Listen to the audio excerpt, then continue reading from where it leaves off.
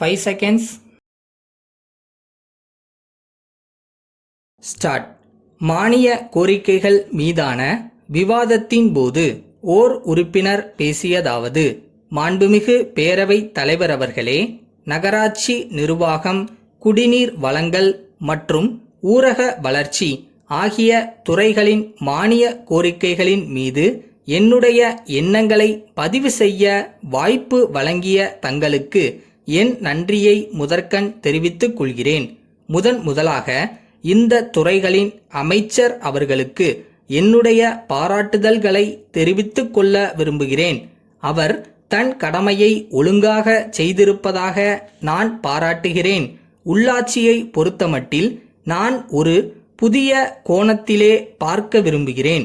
இருக்கின்ற துறைகளிலே மிக பெரிய அளவில் வலுவான துறையாக இருப்பது இந்த துறைதான்.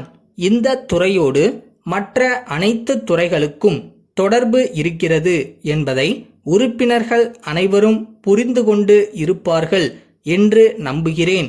ஒட்டுமொத்தமாக பார்த்தால் தமிழகத்தில் வாழ்கிற 6 கோடிக்கும் மேற்பட்ட மக்கள் அனைவருக்கும் ஒழுங்காக சேவை செய்கின்ற பெரிய பொறுப்பை இந்த துறை ஏற்றுக்கொண்டு செயல்பட்டு வருகிறது.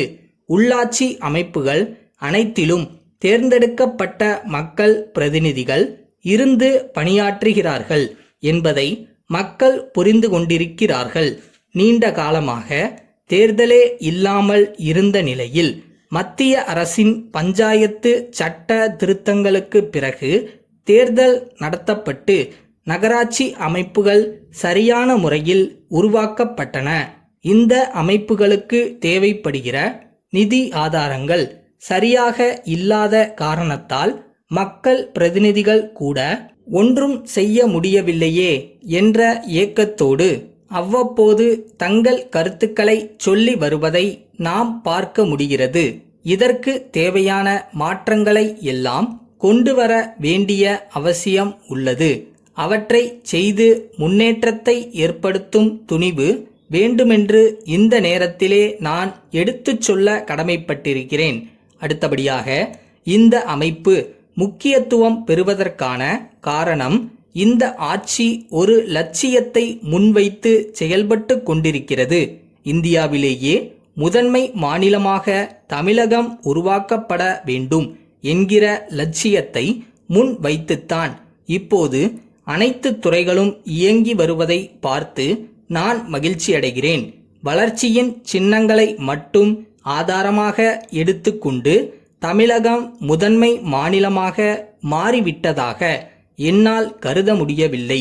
தமிழகத்திலே வாழுகின்ற அனைத்து மக்களின் அடிப்படை வசதிகளை பூர்த்தி செய்யும் சாதனை புரிந்தால்தான் தமிழகம் முதன்மை மாநிலமாக மாறியுள்ளது என்று கூறுவது இயலும்.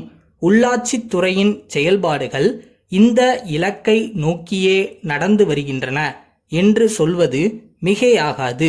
சுகாதாரம், கல்வி, குடிநீர் முதலிய அடிப்படை வசதிகளை உள்ளாட்சித்துறை செய்து கொண்டிருக்கிறது என்று நாம் அறிவோம். இந்த விஷயத்தில் பெரிய அளவில் கவனம் செலுத்த வேண்டிய பெரிய பொறுப்பு ஆட்சிக்கு உள்ளது என்பதை நான் நினைவுபடுத்த விரும்புகிறேன்.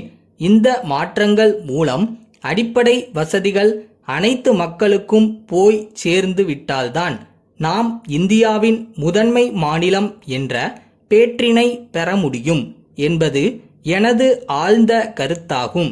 இதை செய்யும் பொறுப்பை இந்த துறை அமைச்சர் அவர்களும் முதலமைச்சர் அவர்களும் நல்ல முறையில் நிறைவேற்றி வைப்பார்கள் என்ற நம்பிக்கை எனக்கு இருக்கிறது. சென்னை மாநகராட்சியை பொறுத்தவரையில் அது மக்கள் பிரதிநிதிகளின் ஆளுகைக்கு உட்பட்டதாக இருக்கிறது. ஆனால் குடிநீர் வடிகால் வாரியமும் பெருநகர வளர்ச்சி குழுமமும் மாநகராட்சியின் கட்டுப்பாட்டின் கீழ் வராமல் இருப்பது வருந்துவதற்குரிய காரியமாக உள்ளது என்பதை தெரிவித்துக் கொள்ள ஆசைப்படுகிறேன். இன்றைக்கும் கூட தண்ணீர் வரவில்லை என்று சொன்னாலோ அல்லது சாக்கடை அடைப்பு என்ற பிரச்சனையை எடுத்துக்கொண்டாலோ மக்கள் பிரதிநிதிகளை அணுகித்தான் மக்கள் கேட்கிறார்களே தவிர மாநகராட்சிக்கு இதில் பொறுப்பில்லை என்பது புரியவில்லை, மாற்றம் தேவை என்று கூறி முடிக்கிறேன்.